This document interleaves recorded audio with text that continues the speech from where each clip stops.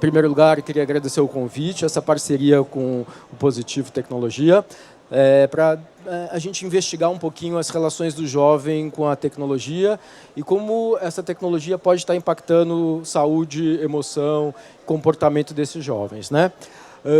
Basicamente, a gente tem uma questão interessante, né? Por que investigar, né, os impactos da tecnologia na saúde e no comportamento? O que a gente percebe é que essa é uma geração profundamente ligada à tecnologia. A tecnologia o tempo todo, né? Então, é o que a gente chama de nativos digitais, eles são heavy users, usam pesadamente a internet, eles acessam as tecnologias de qualquer lugar, a qualquer momento, muitas horas por dia ligadas à tecnologia, e isso, né, nos momentos de lazer até aumenta, né? Então, a tecnologia o tempo todo, tá?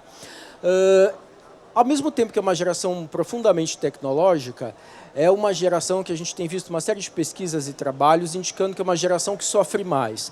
Então, a gente tem mais quadros de ansiedade, de depressão, questões com autoimagem, questões de autoagressão, um índice maior de tentativa de suicídio também. Então, há uma série de questões, transtornos alimentares, uma série de transtornos que são mais prevalentes, mais comuns nessa geração. E aí a pergunta básica que a gente pode fazer é: será que isso tem a ver com essas tecnologias, né? E a maior parte dos trabalhos, a maior parte das pesquisas aponta, né, para uma relação entre o uso mais pesado das tecnologias e esses impactos no comportamento e nas emoções dos jovens, né? Mas se esse impacto existe, como que ele funciona, né? Ele é igual para todo mundo? Qual o jovem que está mais suscetível?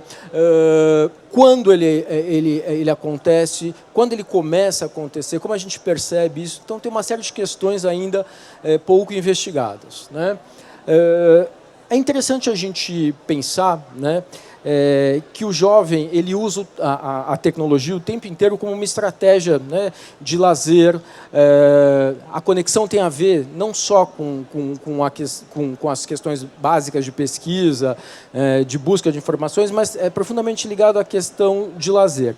Isso tem a ver com todo o histórico, né? A gente percebe hoje, desde muito cedo, né, as crianças expostas à tecnologia, né, os pais dando os gadgets de presentes como forma, né, de deixar as crianças mais felizes ou de distrair as crianças, né? E com o avançar da idade, essas crianças ficam cada vez mais ligadas na tecnologia e usam cada vez mais, né? As redes sociais são verdadeiros pontos de encontro, então é uma geração profundamente marcada por essa questão da tecnologia, né? E aí o que acontece? Quando eles não estão conectados, né, eles ficam inquietos, ficam ansiosos, ficam angustiados, né? A atenção deles é difícil de ser mantida num único objeto, num único foco. Não é incomum que eles percam o controle e usem pesadamente a tecnologia, né? A gente descreve até fenômenos como dependência do uso de tecnologia. Então, esses são alguns hábitos e atitudes que a gente tem visto aí relacionado ao uso da tecnologia, né? E aí, como que essa tecnologia vai impactando, né, a forma que esse jovem percebe a realidade, né? Como que ele avalia a exposição que ele tem da intimidade dele e os riscos que essa exposição pode trazer, né? Como que ele lida com a impulsividade de postar, de dividir aquelas informações o tempo todo, né? Então, essas são algumas das questões que a gente tem percebido, né? E a história de postar, de querer compartilhar para conseguir algum tipo de destaque, de viralizar, de lacrar, de acontecer, né? É quase uma evasão da privacidade, né? Então, essas são algumas percepções que a gente tem tido. Isso, né, acaba impactando a esfera dos comportamentos, a esfera das emoções, né, e a esfera dos relacionamentos também, né? Então, a gente vê, por exemplo, os aplicativos de relacionamentos, são facilitadores, grandes facilitadores de encontros, né? Como que fica isso, né? Como que isso se insere nesses novos relacionamentos que vão sendo estabelecidos, né? Os jovens ficam tranquilos com isso, não ficam tranquilos, tem uma sensação de perda de tempo, mas, ao mesmo tempo, tem uma sensação de sucesso quando eles conseguem, né, tirar, né, produzir um relacionamento dessa história, né? E como que fica então, né? E as rejeições seriadas, né, que é um fenômeno que a gente discute muito, né? Seguidamente o indivíduo entra num aplicativo, recebe um monte de nãos, recebe um monte de, né, não conseguir chegar lá. Como que isso impacta a saúde, a emoção, o comportamento de um jovem que muitas vezes está inseguro, tem questões de autoestima, tem problemas de se relacionar com os outros, né? Bom, então essa maior exposição, esse maior tempo na internet, faz com que ele, né, se sinta mais pressionado, mais comparações, uma dificuldade de perceber as realidades, né, o que é real e o que não é, até que ponto a imagem que eu estou projetando lá, ou a imagem que os meus amigos projetam lá, é autêntica, é verdadeira, até que ponto ela é uma edição da realidade. Então, uma dificuldade de perceber isso, né? Um maior tempo, uma maior janela para bullying, para agressões, para preconceitos, os riscos de vazamentos, né, desses posts ou dessas imagens mais íntimas que são compartilhadas, né? E aí a gente percebe que dentro desse grupo, as garotas, principalmente as garotas mais jovens, de 13 a 15 anos, aparecem aí como um grupo mais sensível, né?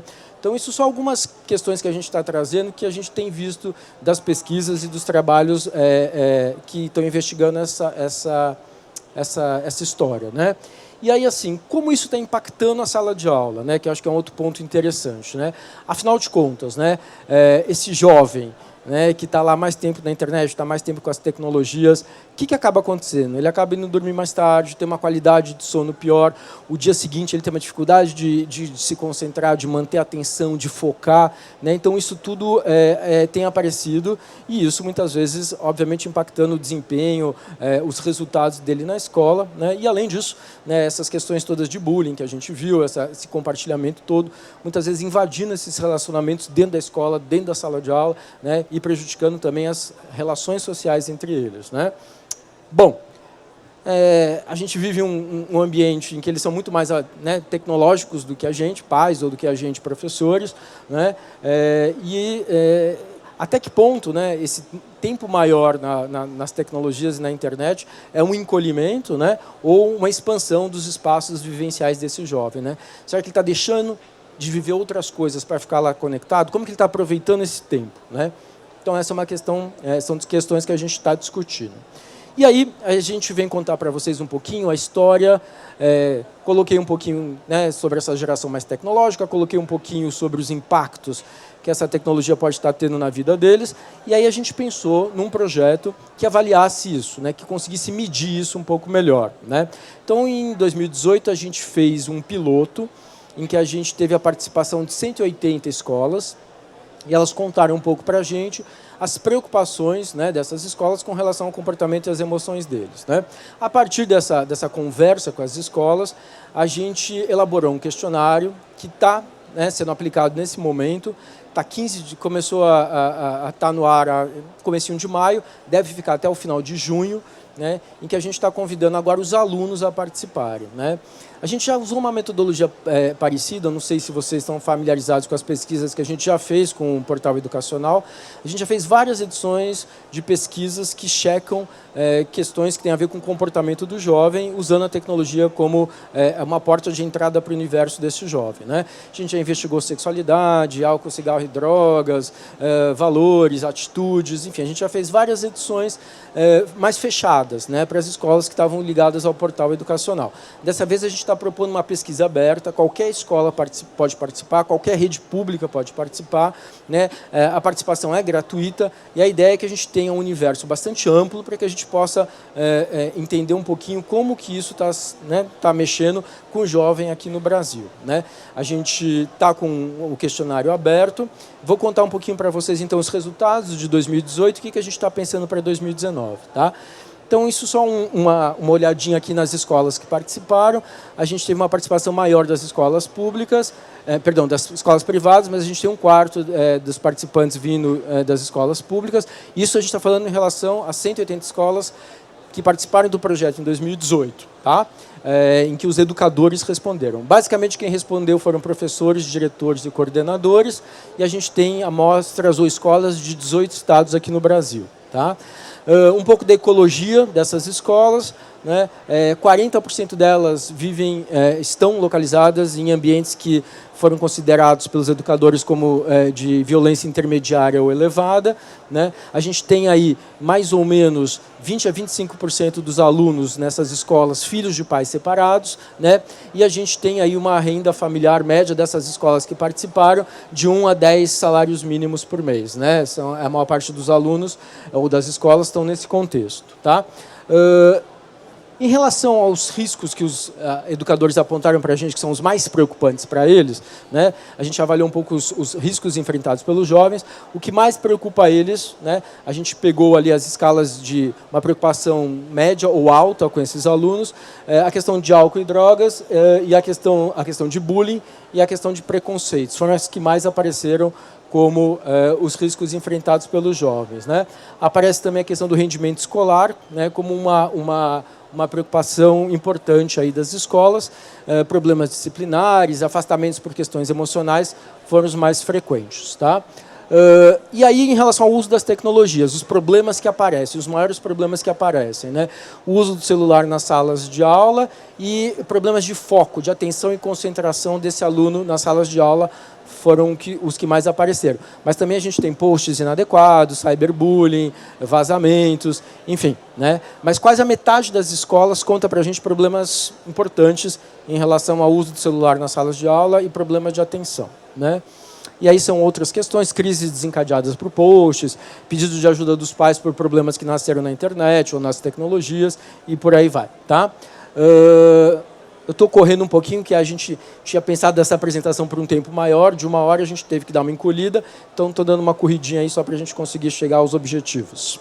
Bom, em relação ao papel das escolas, a posição das escolas, as escolas elas se enxergam como espaços importantes para a discussão desses temas de sexualidade, comportamento, tecnologia, etc. Mas, né, apenas 40% delas acham que tem um retrato adequado do que está acontecendo com o seu jovem. Então a gente tem um gap, né? As escolas querem discutir isso, mas não sabem exatamente o que está acontecendo.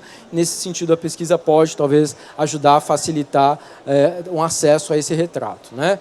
Bom, então esse foi rapidamente, resumidamente, os resultados de 2018. Para 2019, então a gente pensou numa pesquisa que o aluno vai responder anonimamente, né? Ele vai responder ou no celular dele, ou no tablet dele, ou nas salas de informática das escolas. As escolas podem usar isso como atividade, né, para ser compartilhada com os alunos, podem fazer isso como uma espécie de dever de casa, e aí discutir isso na sala de aula depois. E aí a gente vai fazer esse levantamento, vai produzir um relatório com uma leitura estatística desses resultados e vai devolver esse relatório com os resultados do Brasil, né, para todas as escolas, e as escolas com uma participação um pouco maior vão ter um recorte individualizado, como que elas estão localizadas em relação a essas médias, esses números do Brasil, tá? Então, a aplicação está sendo realizada nesse momento, maio e junho, né? As escolas não precisam ter participado da fase 1 para participar dessa fase 2, então não tem nenhum problema, não tem nenhuma restrição. E aí, o que a gente está tentando, né, com isso, além de ter um resultado, né, numérico grande, né, ter um retrato do que está acontecendo no país, conseguir comparar isso com o que está acontecendo em outros países. Para isso, a gente tem algumas pesquisas internacionais e a gente vai propor também que alguns outros países apliquem essa pesquisa também, a mesma pesquisa, tá? A partir daí, a gente vai propor ações, né, vai elaborar um relatório, propor ações, né, e, se tudo der certo, como a gente gostaria que desse, a gente tem a ideia de trabalhar isso como se fosse uma pesquisa ou um indicador longitudinal. A gente repetir isso de tempos em tempos para ver como isso vai mudando, né, em função das mudanças muito rápidas que acontecem com o uso da tecnologia por essas gerações mais novas, tá? Então, só para a gente entender os campos da pesquisa, né? Então, a primeira parte da pesquisa vai investigar um pouco quem é esse aluno, né? A idade dele. Isso é um dado importante que eu esqueci de falar. É uma pesquisa para ser aplicada em alunos de 8º, 9º, 1º, 2º e 3º, tá?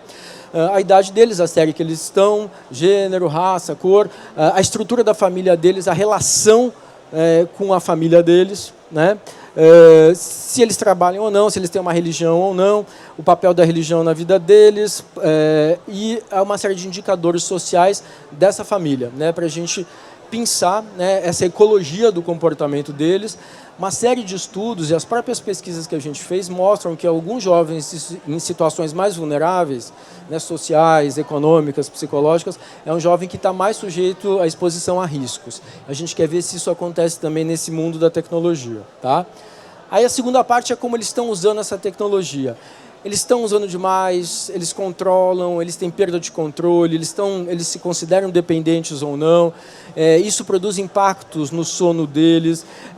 Como eles enxergam o uso que eles fazem das redes sociais, se eles se expõem a risco ou não, se eles já foram vítimas de alguma situação desagradável ou arriscada quando eles estão conectados, se eles foram vítimas, se eles foram expostos a preconceitos, bullying, os impactos que esse uso de tecnologia está tendo na vida deles e se eles têm ou não algum tipo de controle parental para esse uso de tecnologia. Tá? Então, a segunda parte investiga esse campo da tecnologia. A terceira parte investiga o campo das emoções. Né? Então, ansiedade, tristeza, autoestima, autoimagem, comportamentos autoagressivos, risco de suicídio, que impactos que eles sentem dessas emoções na vida prática deles, no dia a dia deles, se eles estão expostos a violências ou não na vida deles, em casa, no ambiente da escola, do bairro deles, enfim. Né? E como se eles se sentem capacitados para lidar com as dificuldades emocionais ou para ajudar quem está lidando com dificuldades emocionais. Então, o terceiro campo investiga um pouco as emoções. O quarto campo investiga as questões clássicas, né, de vulnerabilidade, sexualidade, álcool, cigarro, drogas e cuidados com saúde. Né? E o quinto campo vem para o universo escolar, né? Como é o rendimento, o desempenho deles na escola, a frequência, o comportamento em sala de aula, como eles enxergam a discussão desses temas transversais na escola e os aprendizados de tecnologia na escola. Então, a quinta parte dá uma mapeada nesse sentido. E mais do que a gente ter 5 partes estanques, a proposta da gente é que a gente cruze esses resultados. Né? Então, a gente cruze um pouco a ecologia com o uso da tecnologia e o uso da tecnologia com os impactos na emoção, os impactos da emoção com, por exemplo, o rendimento na escola, o uso da tecnologia com rendimento na escola, enfim, né, que a gente tenha algumas perguntas, né, que vão ajudar a gente a entender como que está a relação do jovem com esse uso de tecnologia. Tá? Eu acho que eu estou meio no meu limite de tempo. Queria só deixar para vocês o link para inscrição. De novo, o projeto é aberto a qualquer escola, alunos de 8º a 3º, escolas públicas ou privadas, redes municipais, enfim, é aberto para vocês participarem e a gente dá essa devolutiva para vocês em meados do segundo semestre. A gente deve apresentar os resultados em Curitiba, em setembro, outubro, e depois a gente produz esse relatório com as propostas de ação até outubro, novembro do segundo semestre. Tá bom? Então, agradecer muito a atenção de vocês, espero que vocês participem com a gente e até a próxima. Valeu, obrigado.